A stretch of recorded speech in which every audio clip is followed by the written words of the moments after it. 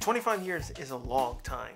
Bandai America has been the main producer for the Power Rangers toy line since it started.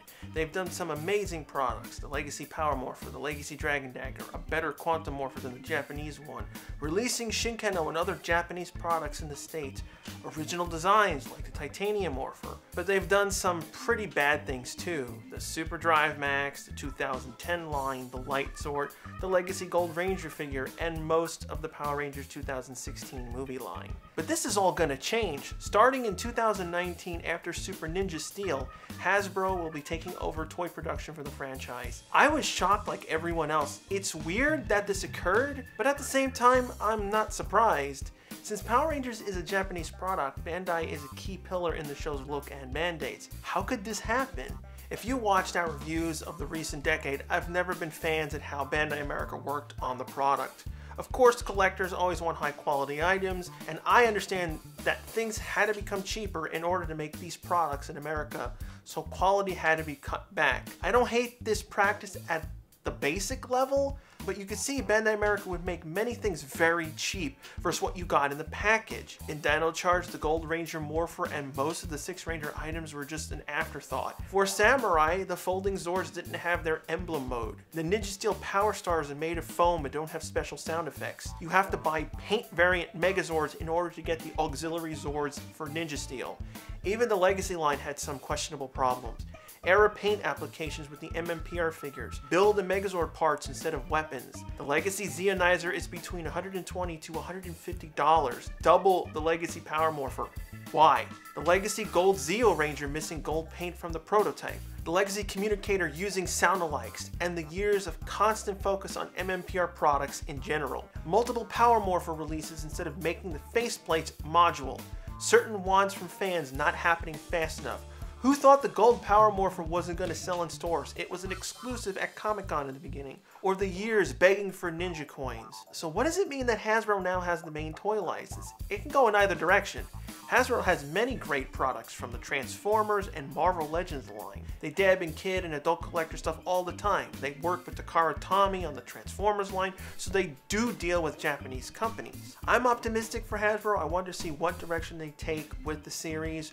Will they enforce certain things like Bandai did in the past, such as the Wild Force Rider?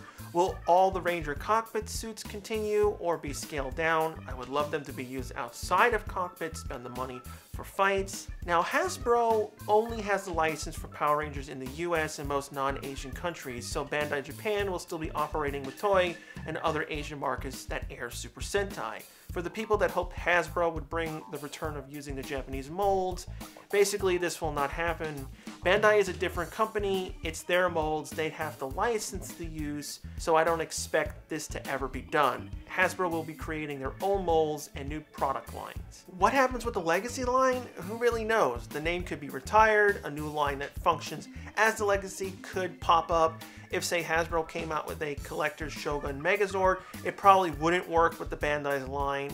Another issue is that, again, we have to suffer with more MMPR. Hasbro isn't going to continue where Bandai left off. They're gonna want that money at the cost of annoying fans. I really don't want to see Megazord released again.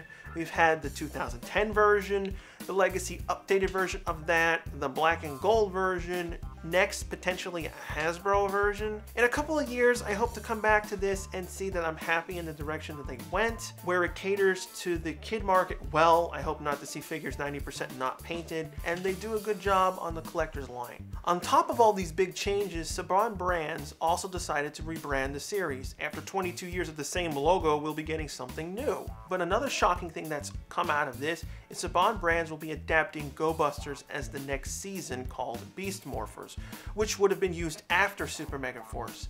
This is very surprising to a lot of people. One of the main reasons why it was skipped was because of lower toy sales and the different design from the season, but now it's okay. So Saban Brands is backpedaling on the reasons. They're also using it to show visually they're rebranding the series. It's the first season that used leather instead of spandex.